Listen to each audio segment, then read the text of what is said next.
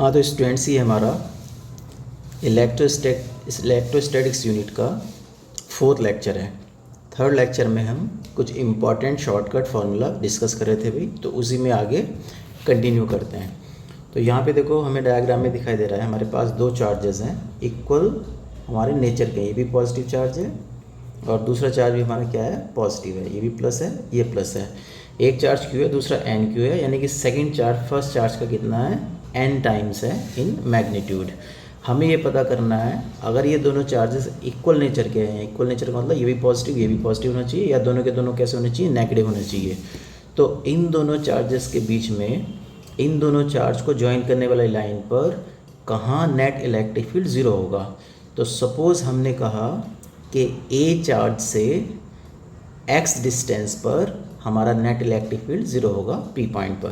तो ये x distance किस फॉर्मूले से हम डायरेक्ट निकाल सकते हैं भाई, x is equal to r upon 1 plus square root of n, जहाँ पर आर क्या है, टोटल डिस्टेंस है between charge A and B. अब इसको देखो न्यूमेरिकल में कैसे यूज़ करेंगे हम। हमारे पास ये न्यूमेरिकल है, एक चार्ज हमारे पास 1 माइक्रोकूलम का और सेकंड चार्ज बी हमारा उसका 4 टाइम्स है। तो यहाँ पे n की वैल्यू कितनी होगी, 4, क्योंकि n टाइम्स होना चाहिए एक चार्ज, तो ये 4 टाइम्स है, तो n हमारा 4 हो गया। टोटल डिस्टेंस r हमें कितनी दे रखी है, a और b के बीच में 1 मीटर दे रखी है।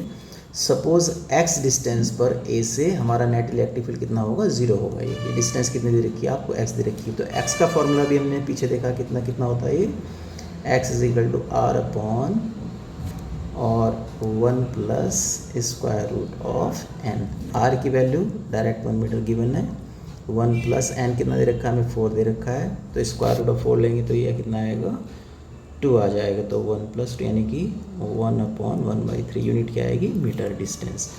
तो ए पॉइंट से 1/3 मीटर की डिस्टेंस पर नेट इलेक्ट्रिक फील्ड हमारा क्या आएगा, 0 आएगा। तो इस तरह के क्वेश्चन को हम डायरेक्ट इस फॉर्मूला से कर सकते हैं। ध्यान क्या देना है, दोनों चार्जेस इक्वल नेचर के होने चाहिए और एक चार्ज हमारा जितना है सेकंड चार्ज भी उसका n टाइम्स होना चाहिए। तो ये n की वैल्यू यहाँ पर हम पुट करेंगे। r टोटल डिस्टेंस होगी दोनों चार्जेस के बीच में।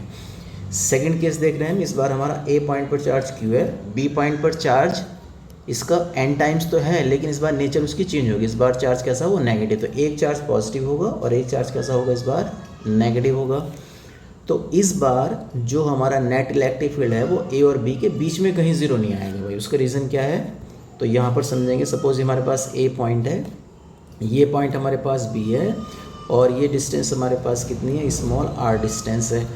अगर ये चार्ज हमारा पॉजिटिव है और ये चार्ज हमारा कैसा है, नेगेटिव है, तो इस पॉइंट पे सपोज अगर हम बीच में कोई पॉइंट ले लें तो हमें पता है ये जो पॉजिटिव चार्ज है, इस पॉजिटिव चार्ज की वजह से इलेक्ट्रिक फील्ड क्या होगा, अवे। तो ये हो गया electric field at point P due to A. और अगर बी की वजह से निकालें हम तो हमें पता है नेगेटिव चार्ज की वजह से इलेक्ट्रिक फील्ड क्या होता है, टुवर्ड्स नेगेटिव चार्ज। तो इलेक्ट्रिक फील्ड इस पी पॉइंट पर, तो electric field at point P due to B point पर जो नेगेटिव चार्ज है, तो इसकी डायरेक्शन भी सेम आ गई। अब दोनों डायरेक्शन क्योंकि सेम है तो ये कभी भी इलेक्ट्रिक फील्ड पी पॉइंट पे 0 नहीं आने वाला, क्योंकि 0 आने के लिए कंडीशन क्या है कि मैग्नीट्यूड इक्वल होना चाहिए और डायरेक्शन अपोजिट होनी चाहिए। जबकि यहाँ पे डायरेक्शन कैसी आ रही है, सेम आ रही है। तो यहाँ पे तो पी पॉइंट पे 0 नहीं हो सकता, जो कि ए और बी के बीच में है। तो कहाँ 0 होगा, देखो यहाँ ध्यान से देखेंगे, ये पी पॉइंट हमने क्या लिया है, जो ए चार्ज है इसके लेफ्ट साइड में लिया है। तो यहाँ पर कितनी डिस्टेंस ली हमने, x है। तो यहाँ पर इलेक्ट्रिक फील्ड 0 हो सकता है, बीच में ए और बी के कभी 0 नहीं हो सकता। अब पी पॉइंट पर यहाँ पर कैसे हो सकता है, उसको अगर समझें हम, तो सपोज़ ये हमारे पास पी पॉइंट है जो कि ए और बी के हमने क्या लिया है, दोनों के लेफ्ट साइड में लिया है। ये ए पॉइंट है, ये बी पॉइंट है। ये डिस्टेंस कितनी थी हमारी, आर है। ये चार्ज हमारा कितना नेगेटिव है, ये चार्ज हमारा कैसा है, पॉजिटिव है। सपोज़ हम कह रहे हैं कि ए चार्ज के से लेफ्ट में कितना एक्स डिस्टेंस पर हमारा नेट इलेक्ट्रिक फील्ड कितना है, 0 है। तो ये 0 क्यों आ सकता है, आप ध्यान देंगे।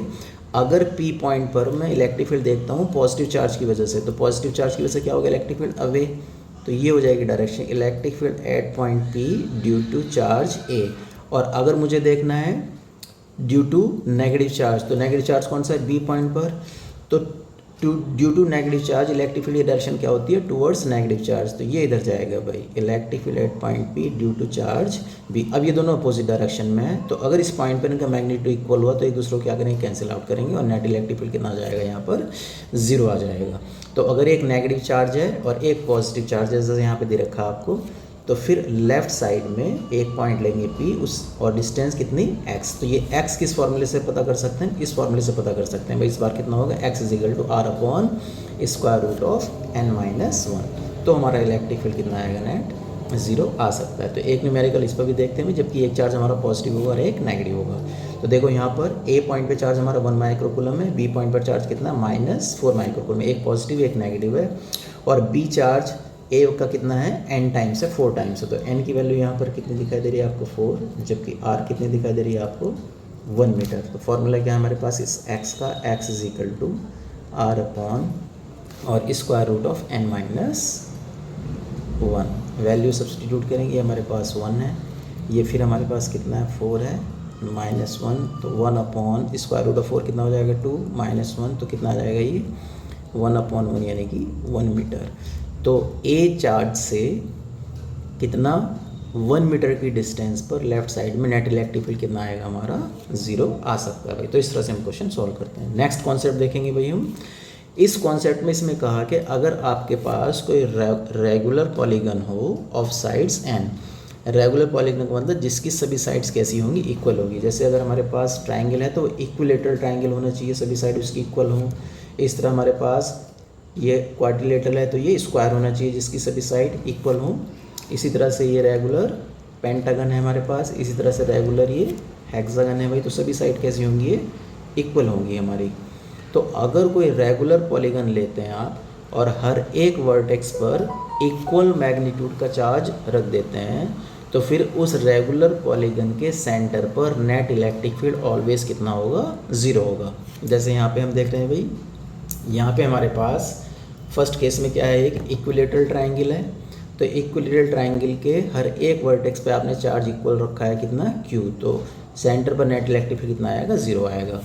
इसी तरह यहाँ पे स्क्वायर है, स्क्वायर के हर एक कॉर्नर पर आपने इक्वल चार्ज रखा है, तो इसके भी सेंटर पर नेट इलेक्ट्रिक फील्ड 0 आएगा।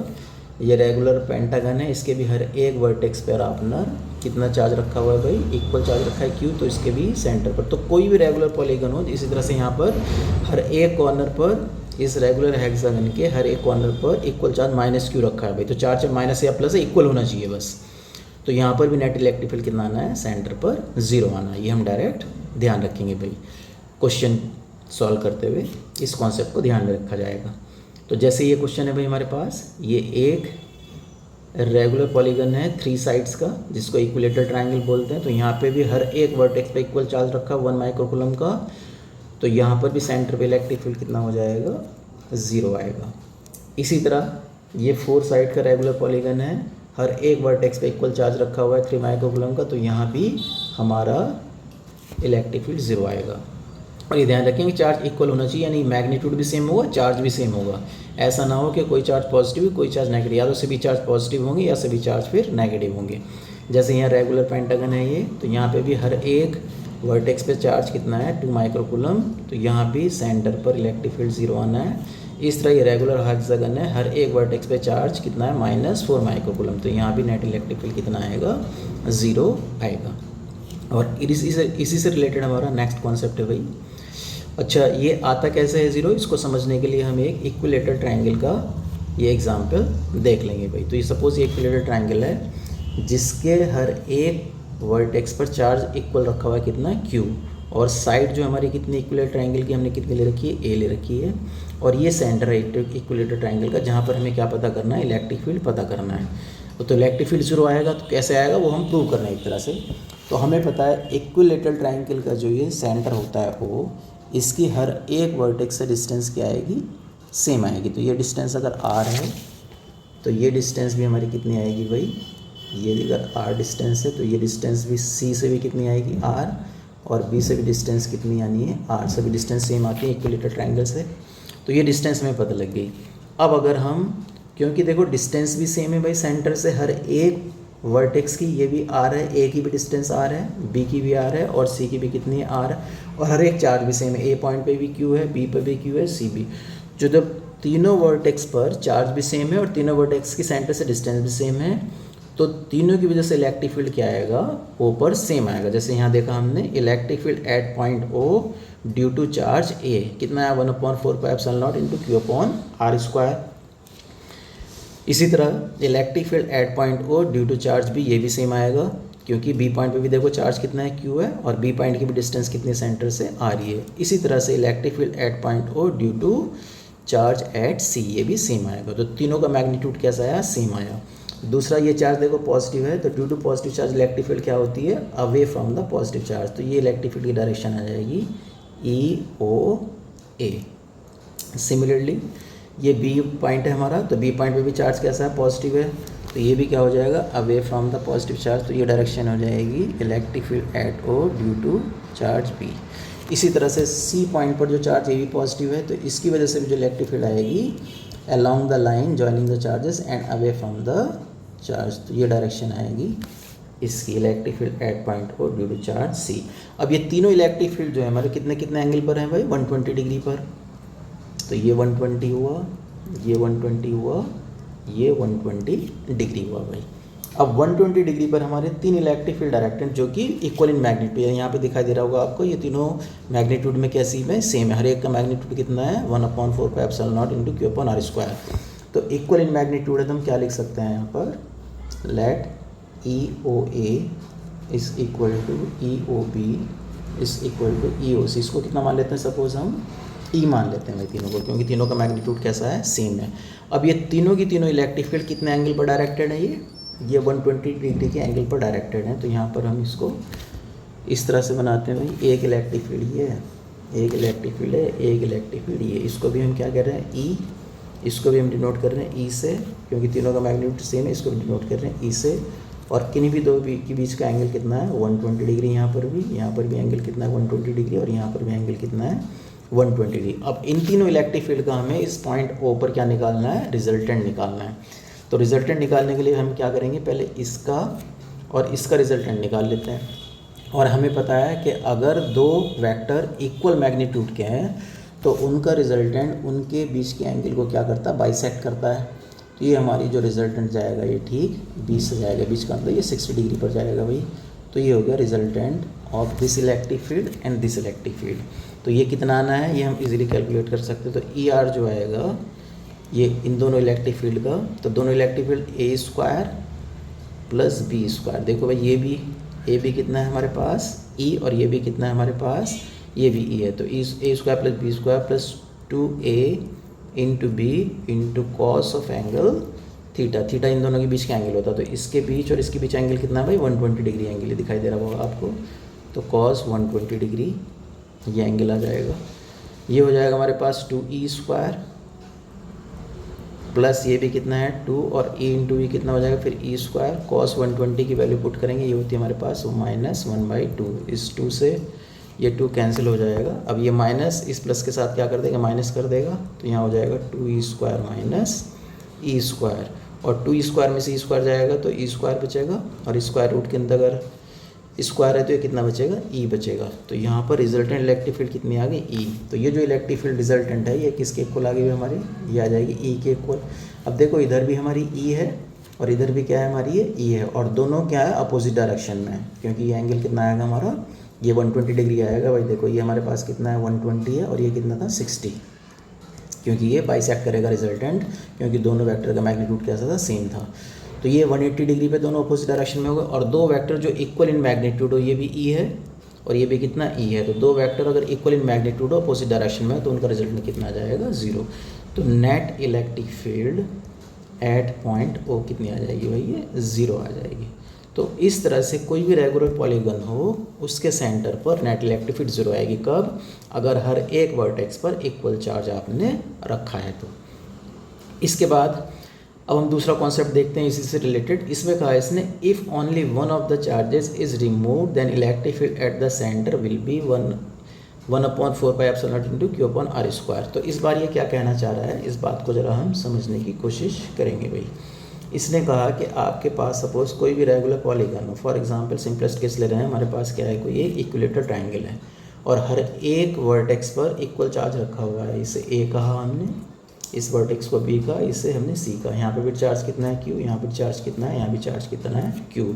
अब ये कह रहा है कि 3 चार्जेस हैं आपके पास, इन 3 चार्ज में से कोई सा भी एक चार्ज क्या करो आप रिमूव कर दो, इसको आप यहाँ से रिमूव कर दो।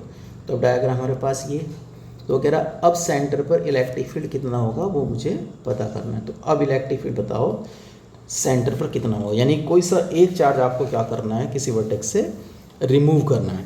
तो हम क्या करेंगे, इसके इक्विवेलेंट एक डायग्राम बनाएंगे और उस डायग्राम में क्या करेंगे हम बहुत ध्यान से देखेंगे भाई कि ये दोनों जो चार्ज है, यानी कि जो चार्ज हमने रिमूव किया है, जिस पॉइंट से या जिस वर्टेक्स से हमने चार्ज रिमूव किया, हमने कौन सा वर्टेक्स से रिमूव किया है, ए से, तो जिस वर्टेक्स से चार्ज रिमूव किया वहाँ पर एक नेगेटिव साइन वाला चार्ज रखो। सेम चार्ज रखेंगे, मैग्नीट्यूड में सेम होना चाहिए। देखो बी और सी पे भी क्या है, क्यू, तो चार्ज तो वही रखेंगे मैग्नीट्यूड में, लेकिन साइन क्या करेंगे उसका चेंज कर देंगे। तो यहाँ पे हमने अपोजिट साइन का चार्ज रख दिया और बी और सी से क्या कर दो, चार्ज रिमूव कर दो। तो ऐसा डायग्राम बनाएंगे, यानी जिस वर्टेक्स से आपका चार्ज रिमूव किया गया है वहाँ पर एक equal in magnitude but opposite sign का चार्ज रख देंगे, बाकी वर्टिसेस जितने भी हैं उन सबसे चार्ज क्या कर देंगे, रिमूव कर देंगे। तो ये दोनों डायग्राम क्या है, इक्विवेलेंट इलेक्ट्रिक फील्ड देंगे। जो इलेक्ट्रिक फील्ड यहाँ पर आएगी भाई, वही इलेक्ट्रिक फील्ड हमारी यहाँ पर भी आने वाली है। तो ये इलेक्ट्रिक फील्ड निकालना तो थोड़ा डिफिकल्ट है, तो हम क्या करेंगे, इसकी हेल्प से निकालेंगे। तो यहाँ पे इलेक्ट्रिक फील्ड निकाल सकते हैं सेंटर पर। तो देखो ये डिस्टेंस सपोज हमारी कितनी है, स्मॉल आर है, हर एक वर्टेक्स की डिस्टेंस तो सेम ही होगी रेगुलर पॉलीगन में। तो अब यहाँ पर जो ओ पॉइंट है, तो electric field at point O due to charge A, तो डिस्टेंस भी पता है, चार्ज भी पता है। वेक्टर क्वांटिटी में हमें चार्ज से मतलब है, साइन से मतलब नहीं है। तो कितना हो जाएगा, 1/4 pi epsilon naught into Q upon are square, ये इलेक्ट्रिक फील्ड होगी भाई। तो जितनी इलेक्ट्रिक फील्ड इस डायग्राम में होगी उतनी ही इलेक्ट्रिक फील्ड इस डायग्राम में भी सेंटर पर भी होगी। तो यहाँ भी सेंटर पर इलेक्ट्रिक फील्ड कितनी होगी भाई, इलेक्ट्रिक फील्ड एट सेंटर यहाँ भी कितनी आएगी, सेम आएगी, यानी 1/, तो यहाँ पे लिख दे रहा हूँ मैं, यहाँ पे इलेक्ट्रिक फील्ड कितनी आएगी, 1/4 pi epsilon naught into Q upon are square centre पर। और डायरेक्शन क्या होगी, देखो दूसरे वाले डायग्राम में देखते हैं, यहाँ पे ये नेगेटिव चार्ज है, तो electric field due to negative charge क्या होती है, टुवर्ड्स नेगेटिव चार्ज। तो ये इस इलेक्ट्रिक फील्ड की डायरेक्शन होगी। तो यहाँ पे भी सेम डायरेक्शन होनी है। तो ये जो इलेक्ट्रिक फील्ड आएगी इसकी डायरेक्शन क्या होगी, यही होगी भाई। तो ये ध्यान रखना है। ऐसा हुआ क्यों, अगर इसे समझने की आप कोशिश करेंगे तो इसका आंसर सिंपल है। हमें पता है अगर तीनों वर्टिसेस पर चार्ज थे तो नेट इलेक्ट्रिक फील्ड सेंटर पे कितनी आ रही थी, 0।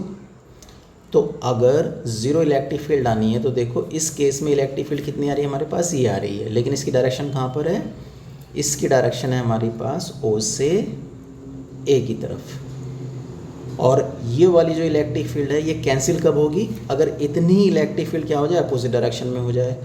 तो यहाँ पे जब आप एक पॉजिटिव चार्ज रखेंगे, अगर A पॉइंट पर अगर आप एक पॉजिटिव चार्ज रख दें, A पॉइंट पर क्या रख दें आप, ये हमारा A पॉइंट है भाई, ये A पॉइंट है सपोज, और ये हमारे पास B पॉइंट है और ये C पॉइंट पे। अभी हमने पीछे क्या देखा कि यहाँ पे इलेक्ट्रिक फील्ड जो है ये किधर है, O से A की तरफ है, कितनी, 1/4 pi epsilon naught q upon are square. तो यहाँ पे अगर आप एक पॉजिटिव चार्ज रख देंगे तो फिर इलेक्ट्रिक फील्ड कहाँ चली जाएगी, इधर चली जाएगी ना, इस डायरेक्शन में।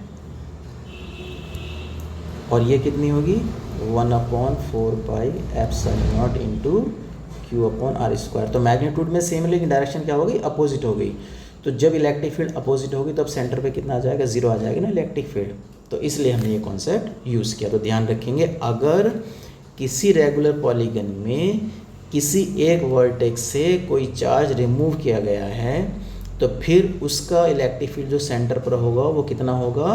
तो उसको करने का मेथड क्या है कि उसी तरह का आप रेगुलर पॉलीगन लेंगे, बाकी सभी चार्जेस हम क्या करेंगे, रिमूव करेंगे, ये रिमूव करेंगे, ये रिमूव करेंगे, ये रिमूव करेंगे, और जहाँ पर चार्ज नहीं था वहाँ पे एक नेगेटिव चार्ज सेम मैग्नीट्यूड का रख देंगे। तो जो इलेक्ट्रिक फील्ड यहाँ पर आएगी वही इलेक्ट्रिक फील्ड इसकी भी होगी भाई। ये मेथड है हमारा, ये हमें ध्यान रखना है। जैसे यहाँ पर देखेंगे आप, ये रेगुलर हेक्सागन है, तो यहाँ से हमने चार्ज क्या किया है, रिमूव कर दिया, यहाँ से चार्ज रिमूव किया गया। तो जहाँ से चार्ज रिमूव किया गया वहाँ पे एक नेगेटिव मैग्नीट्यूड का चार्ज रख देंगे, और बाकी जो चार्जेस हैं ये सारे के सारे क्या करेंगे, रिमूव करेंगे। तो जितनी इलेक्ट्रिक फील्ड यहाँ पर आएगी उतनी ही इलेक्ट्रिक फील्ड इस डायग्राम में भी होगी। तो यहाँ पर कितनी आएगी आपको पता ही है, चार्ज क्यों दे रखा है, डिस्टेंस r दे रखी है O से, तो कितनी इलेक्ट्रिक फील्ड आ जाएगी ये 1/4πε0 into Q upon are square. तो ये इलेक्ट्रिक फील्ड यहाँ भी होगी और ये इलेक्ट्रिक फील्ड इधर डायग्राम में भी, दोनों डायग्राम में सेम इलेक्ट्रिक फील्ड आएगी भाई हमारी। इसके बाद देखते हैं हम लीनियर डिस्ट्रीब्यूशन ऑफ चार्ज। तो लीनियर डिस्ट्रीब्यूशन ऑफ चार्ज में हम क्या करेंगे कि कोई एक इस तरह का हम, जैसे हमारे पास कोई वायर होता है तो वायर में क्या होती है, सिर्फ लेंथ होती है। तो एक कोई इस तरह से लाइन चार्ज लेंगे कि जिसको चार्ज तो कितना दे रखा है आपने, क्यू दे रखा है, और लेंथ कितनी है उसकी एल। तो यहाँ पे हम लीनियर चार्ज डेंसिटी को डिफाइन करेंगे और लीनियर चार्ज डेंसिटी डिनोट करेंगे लैम्डा से। कितनी होती है लीनियर चार्ज डेंसिटी, ये होती है चार्ज अपॉन लेंथ। तो चार्ज पर यूनिट लेंथ किस तरह से डिफाइन करते हैं, इसको डिफाइन करते हैं लीनियर चार्ज डेंसिटी।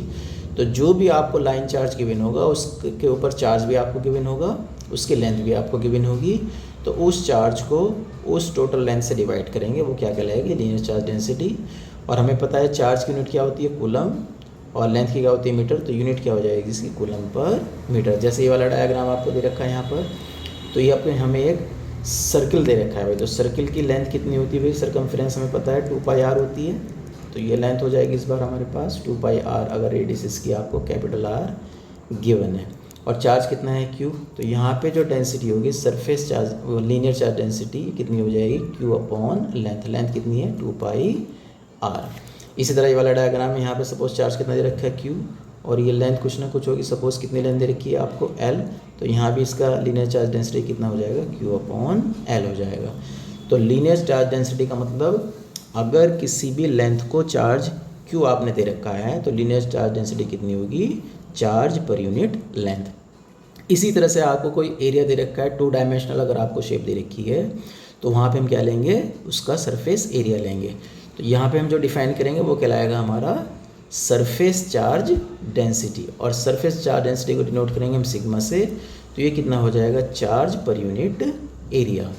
तो चार्ज पर यूनिट एरिया कहलाएगा सरफेस चार्ज डेंसिटी, और इसको हम यूनिट कितनी लेंगे भाई, चार्ज की यूनिट होती है कूलम, एरिया की होती है मीटर स्क्वायर। तो इसकी यूनिट हो जाएगी कूलम पर मीटर स्क्वायर, और डिनोट करेंगे इसको सिग्मा से। तो ये सरफेस चार्ज डेंसिटी कहलाएंगे। ध्यान रखेंगे इसको 2 डायमेंशनल शेप के लिए यूज़ किया जाएगा। जैसे आपको ये एक डिस्क टाइप शेप दे रखी है जिसको चार्ज दिया हमने Q, एरिया कितना है A, तो इसकी सरफेस चार्ज डेंसिटी हो जाएगी Q अपॉन A। इसी तरह से अगर कोई 3 डायमेंशनल शेप आपको दे रखी है तो उसकी फिर आप वॉल्यूम कंसीडर करेंगे। जैसे ही हमारे पास कोई 3 डायमेंशनल शेप है, क्यूबिकल या क्यूबॉइडिकल शेप है भाई, इसको चार्ज दिया आपने कितना Q, और इसकी वॉल्यूम सपोज कितनी है V है।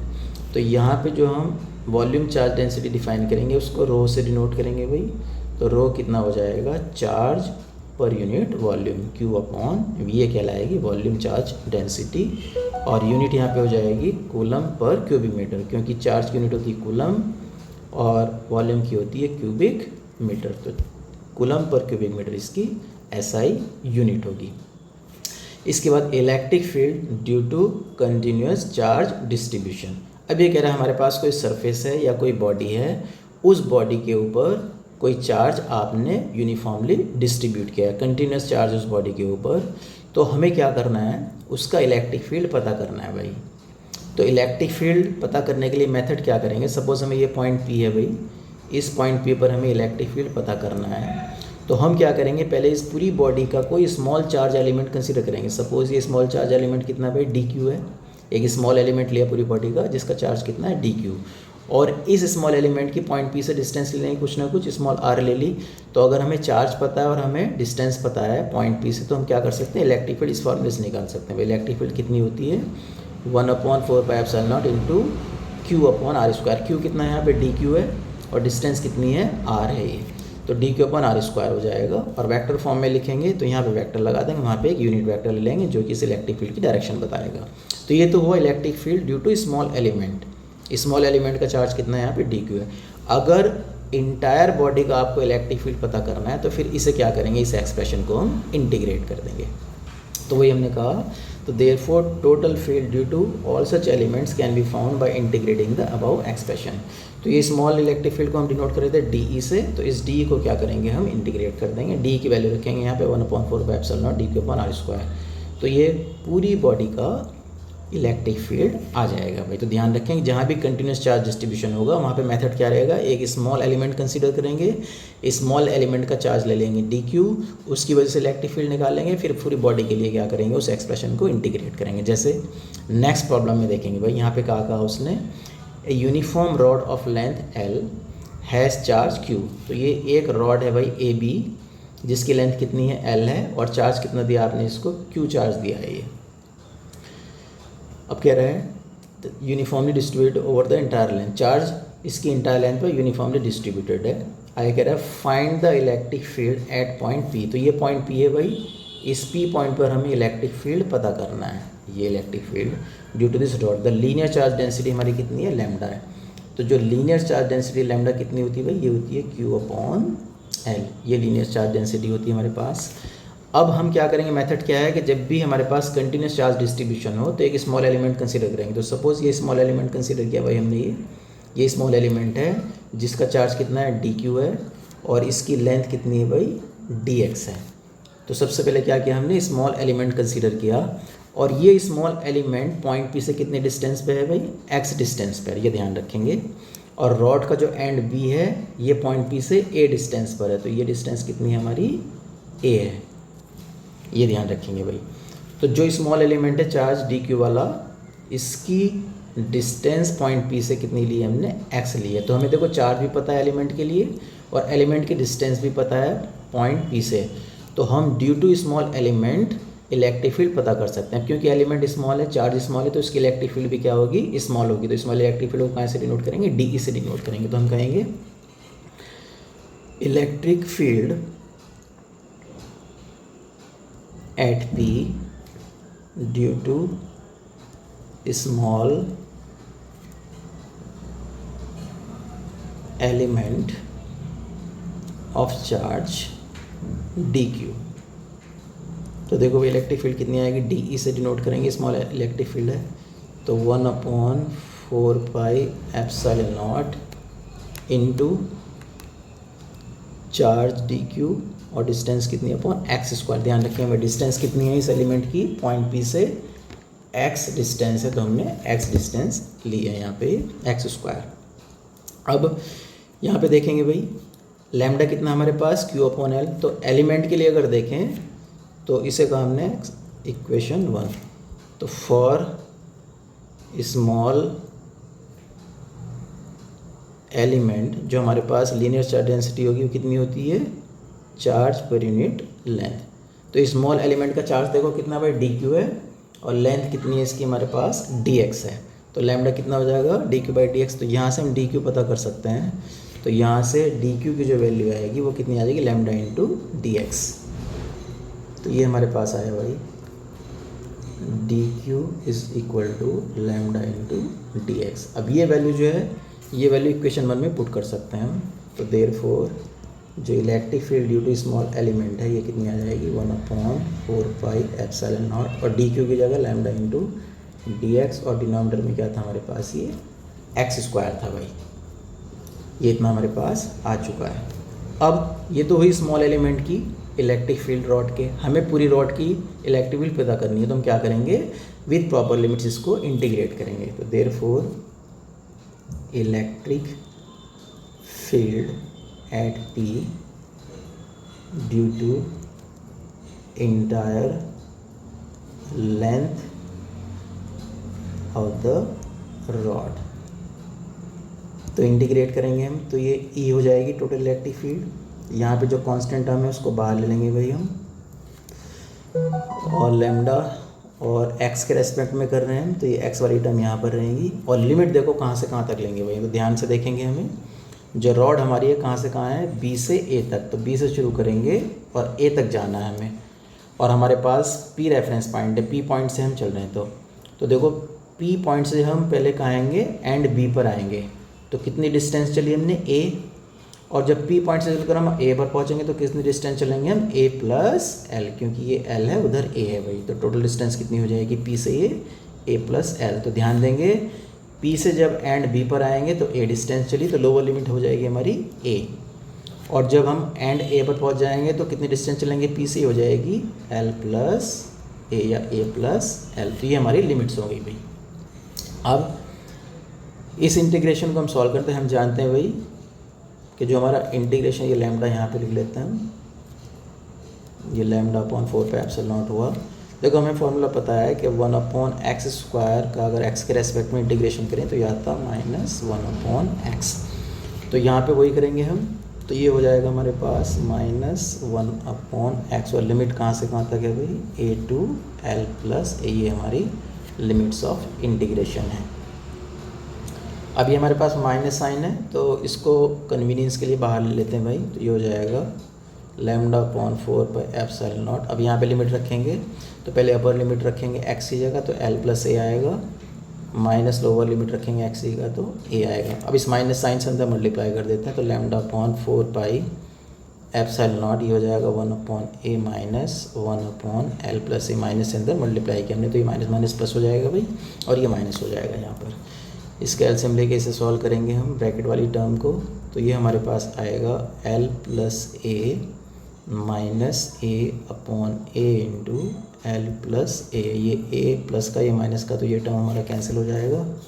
तो हमारे पास जो फाइनल एक्सप्रेशन आया इलेक्ट्रिक फील्ड का वो आएगा lambda upon 4 pi epsilon naught into L upon A into L plus A. तो ये भाई फाइनल एक्सप्रेशन आया electric field at point P due to entire rod. अब इसमें लैम्डा की जगह क्यू भी रख सकते हैं। हमें पता है कि सिंस लैम्डा कितना होता है भाई, क्यू बाई एल होता है, तो लैम्डा की वैल्यू यहाँ पुट कर सकते हैं हम। तो therefore electric field at point P, lambda की जगह क्या रखेंगे, क्यू बाई एल रखेंगे भाई, upon 4 pi epsilon naught into L upon A into L plus A. ये एल से एल हमारा कैंसिल हो जाएगा। तो चार्ज की टर्म में इलेक्ट्रिक फील्ड कितना है हमारे पास, 1 upon 4 pi epsilon naught into Q upon A into L plus A. तो इस फॉर्मूले को कब यूज़ करेंगे, जब हमें चार्ज गिवन हो, और इस वाले फॉर्मूले को कब यूज़ करेंगे, जब आपको लीनियर चार्ज डेंसिटी यानी लैम्डा गिवन हो। तो एक क्वेश्चन की फॉर्म से इसको हम देखते हैं भाई। तो ये क्वेश्चन है हमारे पास, find the electric field at point P in the given diagram. तो हमारे पास ये कोई डायग्राम दे रखा है, नहीं एक रॉड गिवन है आपको ए बी एक रॉड है जिसकी लेंथ कितनी है 1 मीटर है। चार्ज कितना गिवन है इसको 400 माइक्रोकूलम, और पी पॉइंट है हमारा एंड बी से कितने डिस्टेंस पर 50 सेंटीमीटर। इसे मीटर में कन्वर्ट करेंगे 0.5 मीटर आ जाएगा। तो इस पी पॉइंट पर आपको इलेक्ट्रिक फील्ड पता करनी है भाई। तो फार्मूला हमारे पास जो भी हमने डिराइव किया है वो यूज़ करेंगे। तो electric field at point P 1 upon 4 pi epsilon naught into Q upon A into L plus A. सभी वैल्यूज़ गिवन है। 1 अपॉन 4 पाई एप्सिलॉन नॉट की वैल्यू हमें पता कितनी होती है, इसकी वैल्यू होती है 9 इंटू 10⁻⁹। क्यू कितना दे रखा है 400 माइक्रोकूलम। माइक्रोकूलम को कूलम में कन्वर्ट करने के लिए 10⁻⁶ से मल्टीप्लाई करेंगे। ए कितना दे रखा है आपको यहाँ पे 0.5 मीटर दे रखा है, और ये कितना हो जाएगा एल प्लस ए। एल 1 मीटर है, ये हमारे पास 0.5 मीटर है। 0.5 को 1/2 भी लिख सकते हैं भाई आप। तो ये हमारे पास 9 इंटू 400 और 10 की पावर 9 में से -6 जाएंगे तो कितनी बचेंगी 3 बचेगी भी, और यहाँ पर ये 1/2 हो गया, और ये 1 + 1.5 हो जाएगा। 1.5 को क्या लिख सकते हैं हम 3/2। तो ये हो जाएगा 9 इंटू 400 इंटू 10⁻3, और ये 2 2 4 न्यूमरेटर में चला जाएगा भाई, तो ये 4 ऊपर चला गया। डिनोमिनेटर बचा हुआ 3 से 3 3 9, ये चला जाएगा हमारे पास। ये 2 0 चले जाएंगे हमारे पास यहाँ पे, तो 10 की पावर कितनी हो जाएगी 5 हो जाएगी। मल्टीप्लाई किसे करना है 3 को 4 को, तो कितना हो जाएगा ये हमारे पास 48 हो जाएगा। 3 4 12 और 12 4 48, तो 48 इंटू 10⁵ या 4.8 इंटू 10⁶। यूनिट क्या होती है भाई इलेक्ट्रिक फील्ड की, न्यूटन पर कूलम। तो ये हमारे पास नेट इलेक्ट्रिक फील्ड आ जाएगी एट पॉइंट पी। तो देखो फॉर्मूला अगर हमें पता है तो हम इजीली क्वेश्चन को सॉल्व कर पाएंगे भाई। नेक्स्ट कॉन्सेप्ट पे चलते हैं हम। तो नेक्स्ट हमारा है electric field due to a uniformly charged ring. तो हमारे पास ये एक रिंग है जिसको आपने चार्ज दिया है क्यू, जो कि यूनिफॉर्मली उसकी सर्कमफ्रेंस पर डिस्ट्रीब्यूट हो गया। रेडियस कितनी दे रखी है कैपिटल आर दे रखी है भाई, और इस रिंग के सेंटर ओ से हमने कोई पॉइंट ले रखा है पी पॉइंट कितनी डिस्टेंस पर है भाई, ये सेंटर से एक्स डिस्टेंस पर है। इस पी पॉइंट पर हमें क्या चाहिए, नेट इलेक्ट्रिक फील्ड चाहिए due to this charged ring. और ध्यान देंगे भाई ये रिंग जो इस तरह से रखी हुई है कि रिंग का जो ये प्लेन है ये परपेंडिकुलर है to the plane of the paper, यानी कि इस पेपर के परपेंडिकुलर है इस रिंग का प्लेन, यानी कि इस रिंग के प्लेन के सामने पॉइंट P पड़ रहा होगा, ये ध्यान रखेंगे भाई। तो इस पॉइंट P पर हमें क्या निकालना है, इलेक्ट्रिक फील्ड पता करना है। तो जब भी कंटिन्यूस चार्ज डिस्ट्रीब्यूशन हो हम क्या करते हैं कि स्मॉल एलिमेंट कंसीडर करते हैं भाई। तो यहाँ पर हमने एक स्मॉल एलिमेंट कंसीडर किया, इसको कहा हमने A। तो A पॉइंट के पास एक स्मॉल एलिमेंट कंसीडर किया है। इस स्मॉल एलिमेंट का कोई ना कोई चार्ज होगा जिसको हमने क्या कहा भाई, DQ कहा। अब इस स्मॉल एलिमेंट DQ चार्ज वाले जो एलिमेंट है इसकी वजह से P पॉइंट पर क्या पता करेंगे, इलेक्ट्रिक फील्ड। तो इलेक्ट्रिक फील्ड पता करने के लिए सबसे पहले मुझे क्या पता होनी चाहिए, डिस्टेंस पता होनी चाहिए भाई इस पॉइंट A की और P से। तो सपोज ये डिस्टेंस मेरी कितनी है, स्मॉल r है भाई, P से हम इसको ज्वाइन करेंगे। तो ये डिस्टेंस कितनी है, स्मॉल r। तो अब मुझे देखो पॉइंट P की A से डिस्टेंस भी पता है और A जो एलिमेंट है इसका चार्ज भी पता है DQ। तो P पॉइंट पर इलेक्ट्रिक फील्ड कितनी हो जाएगी, और ये एलिमेंट क्योंकि स्मॉल है तो इलेक्ट्रिक फील्ड भी कैसी होगी, स्मॉल। तो हम क्या कहेंगे, electric field at P due to small element A। तो इस इलेक्ट्रिक फील्ड को D से डिनोट करेंगे भाई, क्योंकि स्मॉल एलिमेंट की वजह से कितनी होगी 1/4πε0 इनटू चार्ज कितना हमारे पास DQ अपॉन डिस्टेंस कितनी है ये r²। पॉइंट P की A से डिस्टेंस लेनी है भाई। तो ये हमारे पास इलेक्ट्रिक फील्ड आया due to small element A। और ये r डिस्टेंस अगर आपको पता करनी हो तो देखो ये हमारे पास ये 90 डिग्री का एंगल है भाई, और ट्रायंगल कौन सा ले रहे हैं हम, ट्रायंगल ले रहे हैं AOP। तो ट्रायंगल OP में पाइथागोरियन थ्योरम लगाएंगे अगर आप, तो r² is equal to capital R² plus x²। देखो ये डिस्टेंस कितनी हमारी कैपिटल R है भाई, और ये डिस्टेंस कितनी है हमारी O से P तक स्मॉल x है। तो यहाँ से अगर इसका स्क्वायर रूट लें तो ये हो जाएगा r is equal to square root of r² plus x²। ये स्मॉल r की हमारी वैल्यू आ गई। अभी हमने क्या पता किया है कि A पॉइंट पर एक स्मॉल एलिमेंट कंसीडर किया और उस स्मॉल एलिमेंट की वजह से पॉइंट P पर इलेक्ट्रिक फील्ड पता की, सीधा कौन से फॉर्मूले से, electric field due two point charge वाला जो फॉर्मूला था E is equal to 1/4πε0 Q/r² वाले फॉर्मूले से। अब यहाँ पे चार्ज कितना है DQ, तो ये DQ/r² हो गया भाई। अब इसी तरह से ध्यान देंगे, ये जो इलेक्ट्रिक फील्ड है, इलेक्ट्रिक फील्ड कितनी है DE। अब इसकी डायरेक्शन क्या होगी भाई, तो क्योंकि देखो पॉजिटिव चार्ज है, पॉजिटिव चार्ज की वजह से इलेक्ट्रिक फील्ड क्या होती है, away from the positive charge. तो ये डायरेक्शन आएगी हमारी इस इलेक्ट्रिक फील्ड की यहाँ पर। तो ये इलेक्ट्रिक फील्ड की डायरेक्शन आ गई भाई DE। अब सपोज हमारा ये एंगल कितना है भाई, थीटा है। इसको अगर आगे मैं एक्सटेंड करूँ तो ये वर्टिकली अपोजिट एंगल, ये भी कितना आएगा, थीटा आएगा। तो इस D के दो कंपोनेंट रिजॉल्व कर सकता हूँ मैं। तो एक कंपोनेंट तो इधर हो जाएगा ये DE cos थीटा, और इधर कंपोनेंट हो जाएगा मेरे पास ये DE sin थीटा। ये कंपोनेंट हो जाएगा DE sin थीटा। इसको यहाँ से हटा देते हैं भाई, r की वैल्यू, कभी कन्फ्यूजन हो आपको तो इसको मैं यहाँ लिख देता हूँ। r कितना है, square root of r² plus x²। तो हमने अभी एक एलिमेंट कंसीडर किया है A जिसका चार्ज DQ है। अब ठीक इसी एलिमेंट के जैसा एक बिल्कुल अपोजिट एलिमेंट कंसीडर करेंगे रिंग का एक B पॉइंट पर। तो इस एलिमेंट का भी चार्ज कितना है भाई DQ, और इस एलिमेंट की भी डिस्टेंस पॉइंट P से कितनी है, सेम है R। तो ये डिस्टेंस भी कितनी है हमारे पास, R डिस्टेंस है, और ये चार्ज भी कितना है भाई DQ चार्ज है। तो यहाँ पर जो इलेक्ट्रिक फील्ड कितनी आएगी, सेम आएगी। क्यों, क्योंकि देखो ये चार्ज कितना था हमारे पास DQ, और चार्ज ये भी कितना है DQ। डिस्टेंस ये कितनी थी R, तो ये डिस्टेंस भी कितनी है R। तो जब चार्ज भी सेम है और डिस्टेंस भी सेम है, तो ये तो देखो फॉर्मूले में क्या है, एक तो DQ है और एक R है, तो दोनों सेम है, ये तो कांस्टेंट ही होता है। तो इलेक्ट्रिक फील्ड भी कैसी आएगी, सेम आएगी। तो यहाँ भी इलेक्ट्रिक फील्ड कितनी आएगी DE। तो ये इलेक्ट्रिक फील्ड भी कितनी होगी मेरे पास, ये भी DE हो जाएगी। और इसके भी क्या कर सकता हूँ मैं, दो कंपोनेंट रिजॉल्व कर सकता हूँ। एक कंपोनेंट तो इधर आएगा DE कॉस थीटा, और एक कंपोनेंट ये चला जाएगा वर्टिकली अपवर्ड, ये कहलाएगा D E sine theta.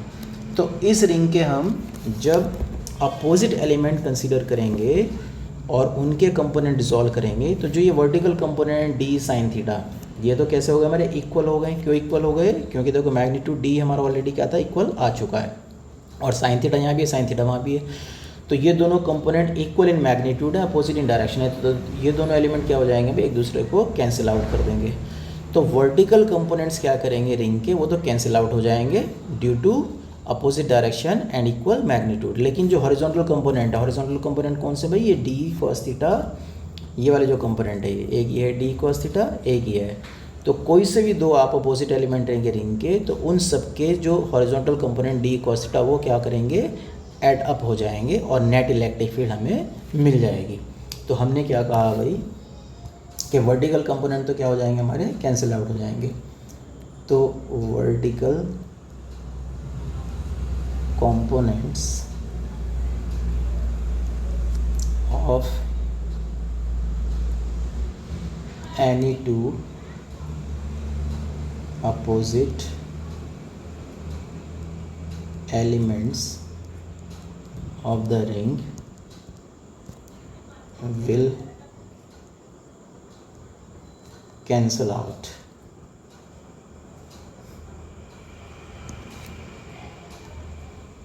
And horizontal components, कौन से में हॉरिजॉन्टल कंपोनेंट्स हैं, डी कॉस थीटा वाले, तो horizontal components d cos theta will add up to give the net electric field at point P। तो P point पर जो net electric field होगी वो किन कंपोनेंट की वजह से होगी, डी कॉस थीटा को क्या करेंगे, इंटीग्रेट करेंगे। तो therefore net electric field at point P, तो क्या करेंगे, इंटीग्रेट करेंगे भाई हम किसको, component D E cos theta को। तो d की वैल्यू ऑलरेडी हमें पता है कितनी है भाई, d की वैल्यू ये हमारे पास 1/4 d q upon are square, cos theta की वैल्यू नहीं पता है, तो डी ई तो हमारे पास, इसे कहेंगे हम इक्वेशन नंबर 1। अब d हमारे पास कितना है वो मैं लिख दे रहा हूँ एक बार, 1/4 into d q upon are square, और कॉस थीटा की वैल्यू लिख लेते हैं भाई। कॉस थीटा कहाँ से लिखते हैं हम, ट्रायंगल ए ओ पी, तो ट्रायंगल ए ओ पी से मैं वैल्यू लिख रहा हूँ, ट्रायंगल ए ओ पी से कॉस थीटा, कॉस थीटा क्या होता है भाई, बेस अपॉन हाइपोटेन्यूज। तो बेस कितना हमारे पास इस ट्रायंगल में x है, x हमारे पास बेस है ये, और हाइपोटेन्यूज कितना है r, तो ये हो जाएगा x अपॉन r हो जाएगा भाई। तो ये वैल्यू हमारे पास आ गई। अब यहाँ पे हमें r की वैल्यू हमने पता कर रखी है, देखो r की वैल्यू कितनी है हमारे पास, ये r की वैल्यू √r² प्लस x², तो ये x upon √r² plus x² आ जाएगी। और ये जो r², ये r² कितना हो जाएगा भाई, देखो जब r हमारे पास कितना है, देखो √r² प्लस x², तो इसका अगर स्क्वायर करेंगे तो यहाँ से r² कितना आ जाएगा, r² प्लस x² आ जाएगा, ये सिंपल। तो इस r² की जगह क्या रख सकते हैं हम, यहाँ पे रख सकते हैं हम इस r² की जगह r² प्लस x²। तो ये डी की वैल्यू पुट करेंगे यहाँ पर, और ये कॉस थीटा की वैल्यू पुट करेंगे यहाँ पर। तो इक्वेशन 1 हमारी क्या फॉर्म लेगी, देखो भाई, तो therefore net electric field at point P 1/4πε0। अब क्या यहाँ पे डी ई कॉस थीटा, तो पहले हम डी की वैल्यू पुट कर रहे हैं, तो डी हमारे पास कितना है भाई, डी की जगह रखेंगे 1/4πε तो बाहर ले चुके हैं, तो डी की वैल्यू में क्या बचा, D q upon √r² plus s², तो यहाँ बचा D q upon r² plus s², under नहीं है यहाँ पे, सिंपल कितना है भाई, D q upon r² plus x²। और कॉस थीटा की वैल्यू रखते हैं, कॉस थीटा की वैल्यू कितनी है, x upon √r² plus x², तो कॉस थीटा की वैल्यू है x upon √r² plus x², ये वैल्यू रख दी भाई हमने। अब जो इसमें कांस्टेंट टर्म है वो सब साइन ऑफ इंटीग्रेशन के बाहर आ जाएंगी, तो 1/4 ऑलरेडी बाहर ले चुके हैं हम। और ये x अपॉन, अब देखो यहाँ पे पावर कितनी है भाई, are square plus x square, यहाँ पावर कितनी है 1, और यहाँ पे r square plus x square की पावर कितनी हो जाएगी 1/2, क्योंकि स्क्वायर रूट क्या होता है, पावर 1/2 होती है। तो यहाँ पे पावर 1 है, यहाँ पे पावर 1/2 है, तो टोटल पावर कितनी हो जाएगी 3/2 हो जाएगी, क्योंकि 1 में 1/2 आप ऐड करेंगे तो r square plus x square की तो टोटल पावर हो जाएगी 3/2। और यहाँ बचेगा हमारे पास चार्ज कितना, dq। इस dq चार्ज को हम इंटीग्रेट करेंगे तो टोटल चार्ज कितना है भाई हमारे पास रिंग के ऊपर वो कितना, कैपिटल Q। तो ये टोटल चार्ज आ जाएगा इंटीग्रेट करने के बाद हमारे पास, ये तो r square plus x square power 3/2, और ये चार्ज हो जाएगा हमारे पास कैपिटल Q, क्योंकि रिंग को हमने टोटल चार्ज कितना दे रखा है, कैपिटल Q। तो फॉर्मूला क्या बना हमारे पास, electric field at point P 1/4πε0 QX upon square root of R, square root नहीं है भाई, are square plus x square की पावर 3/2 है। तो ये हमारा फाइनल फार्मूला आया electric field at point P का। इसको हम बॉक्स में बंद कर देते हैं भाई। अब इसके कुछ इम्पोर्टेंट केसेस देखते हैं भाई हम। तो इम्पोर्टेंट केसेस, तो पहला केस क्या देख रहे हैं हम, देखो ये x क्या है, ये सेंटर से डिस्टेंस है पॉइंट P की। अब हमें देखना है electric field at point, at the centre. तो at the centre of the ring x कितना हो जाएगा 0, क्योंकि हमें पता है भाई कि जो P पॉइंट है वो कहाँ से था, सेंटर से डिस्टेंस ली थी हमने। तो जब x को हमने 0 ले लिया तो कहाँ पहुँच जाएंगे, सेंटर पर। तो x को 0 रख देंगे। तो देखो इस फॉर्मूले में क्या है, यहाँ पे इस फॉर्मूले में ये x है। अब इस x को ही अगर हमने क्या रख दिया, 0 रख दिया, तो पूरी इलेक्ट्रिक फील्ड कितनी आ जाएगी, तो x अगर 0 रख दिया तो पूरी इलेक्ट्रिक फील्ड कितनी आ जाएगी हमारी, ये 0 आ जाएगी। तो सेंटर पर इलेक्ट्रिक फील्ड कितनी हो जाएगी, 0 हो जाएगी। पहला तो केस ये हुआ। सेकेंड केस में कह रहे हैं कि हम x की वैल्यू रेडियस r के कंपेरिजन में extremely small, very very small है, यानी कि x क्या हो r के कंपेरिजन में नेग्लिजिबल हो। तो डिनोमिनेटर में देखो हमने क्या ले रखा है, यहाँ पे डिनोमिनेटर में r square plus x square, और हम क्या कह रहे हैं कि x नेग्लिजिबल है। तो r में जहाँ x ऐड हो रहा है उसे क्या करेंगे, हम 0 रख देंगे, क्योंकि r के कंपैरिजन में x नेग्लिजिबल है भाई। तो ऊपर न्यूमरेटर में 0 नहीं रखेंगे हम, क्योंकि जहाँ पे r स्क्वायर में ऐड हो रहा है वहाँ पे 0 रखेंगे, क्योंकि r के कंपैरिजन में नेग्लिजिबल है, वैसे 0 नहीं है। तो यहाँ पे हमने क्या रखा, 0 रखा इसको। तो ये आर स्क्वायर पावर 3/2 है, तो ये 2 से 2 क्या हो जाएगा हमारा, कैंसिल हो जाएगा। तो कितने बचेगी नीचे, r³ बचेगी पावर। तो electric field E = 1/4πε0 QX upon r³। कब आएगा ये फार्मूला, ये फार्मूला तब आएगा भाई जब आप x को नेग्लिजिबल लेंगे in comparison to radius of the ring. इसी तरह से थर्ड केस देखते हैं। अगर x बहुत बड़ा हो हमारा, यानी कि पॉइंट P सेंटर से बहुत ज़्यादा डिस्टेंस पे है, तो x इतना बड़ा है कि इस बार r नेग्लिजिबल है हमारा। तो जब रेडियस नेग्लिजिबल हो तो यहाँ पे रेडियस की जगह क्या रख देंगे, आप इस बार रेडियस की जगह 0 रख देंगे। अब ये 2 से 2 यहाँ कैंसिल हो जाएगा, तो कितना बचेगा नीचे, x³। तो ऊपर से एक x कैंसिल हो जाएगा, तो कितना बचेगा, Q/x²। ये फार्मूला वही है भाई जो electric field due two point charge होता है। कितना होता है, 1/4πε0 Q/r²। तो बिल्कुल यही फार्मूला है। तो यानी कि इस बार रिंग हमारा एक पॉइंट की तरह क्या करेगी भाई, बिहेव करेगी। तो इस तरह से रिंग के डिफरेंट केसेस हम कर सकते हैं, और इन्हीं फार्मूले को ध्यान में रखते हैं न्यूमेरिकल सॉल्व करेंगे। तो वीडियो अगर आपको पसंद आया हो तो चैनल को जरूर सब्सक्राइब करें और दूसरे लोगों तक शेयर करें, जिससे सभी स्टूडेंट्स तक लेक्चर इजीली पहुंच सके भाई।